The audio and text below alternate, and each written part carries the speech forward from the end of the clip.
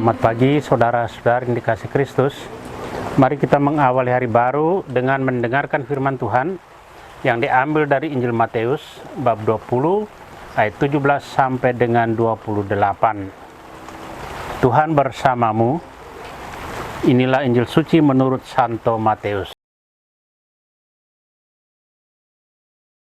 Pada waktu Yesus akan pergi ke Yerusalem, ia memanggil ke-12 muridnya tersendiri dan berkata kepada mereka, "Sekarang kita pergi ke Yerusalem, dan Anak Manusia akan diserahkan kepada imam-imam kepala dan ahli-ahli Taurat, dan mereka akan menjatuhi dia hukuman mati.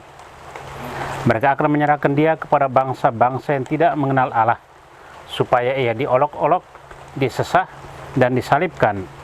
Tetapi pada hari ketiga ia akan dibangkitkan." Maka datanglah ibu anak-anak Zebedeus beserta anak-anaknya kepada Yesus, lalu sujud di hadapannya untuk meminta sesuatu kepadanya. Kata Yesus, "Apa yang kau kehendaki?"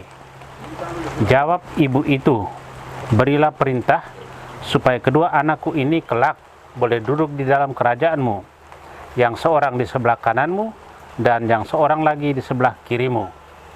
Tetapi Yesus menjawab, "Kamu tidak tahu apa yang kamu minta. Dapatkah kamu meminum cawan yang harus kuminum?" Kata mereka kepadanya, "Kami dapat."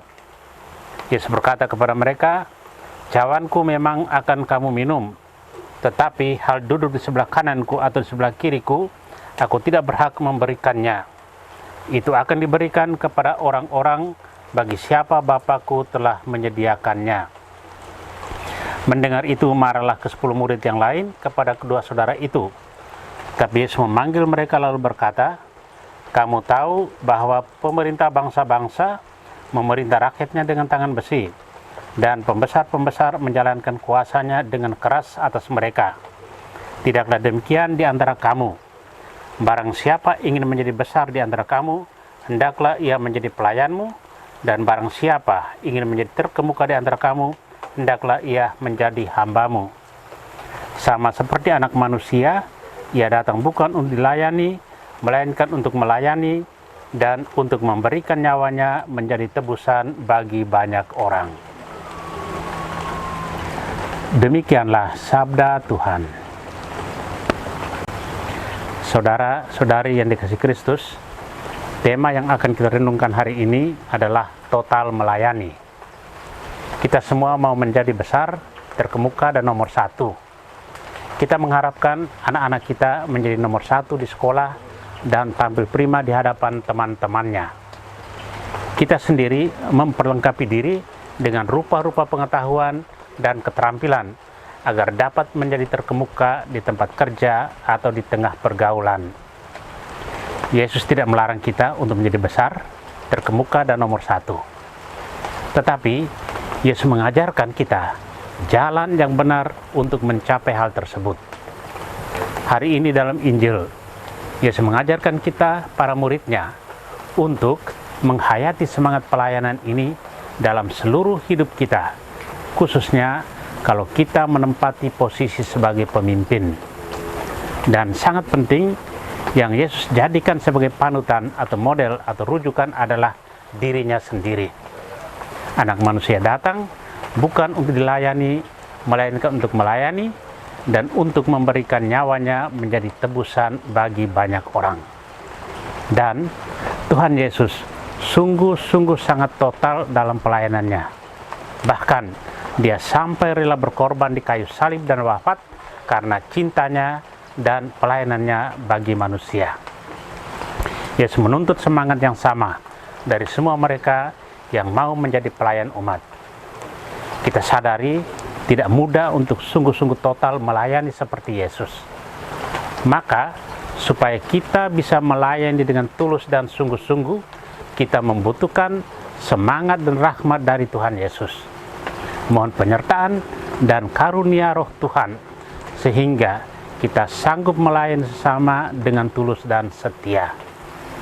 Saudara-saudari yang terkasih, seorang Katolik diharapkan bisa menjadi figur yang membawa perubahan di sekitarnya sesuai dengan lingkup kerjanya. menjadi pribadi yang memiliki semangat kasih dalam melayani, bersaudara dalam hidup sehari-hari, dan ringan tangan untuk menolong. Sikap demikian menjadi tanda kehadiran kerajaan Allah lewat kita di dunia ini.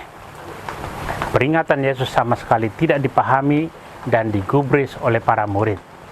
Mereka lebih asik memperhitungkan siapa yang terbesar di antara mereka di masa depan.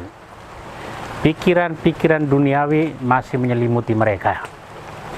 Yesus pun mengingatkan mereka bahwa yang terbesar harus menjadi yang terkecil, yang terkemuka harus menjadi pelayan. Pesan Yesus kita camkan sebagai motivasi di dalam pelayanan kita. Orang besar adalah orang yang melayani orang lain dengan tulus ikhlas. Amin. Marilah kita berdoa. Tuhan, pagi ini kembali kami naikkan syukur dan permohonan. Terima kasih sudah menjaga kami saat tidur maupun bangun. Terima kasih untuk udara sejuk dan segar pagi ini.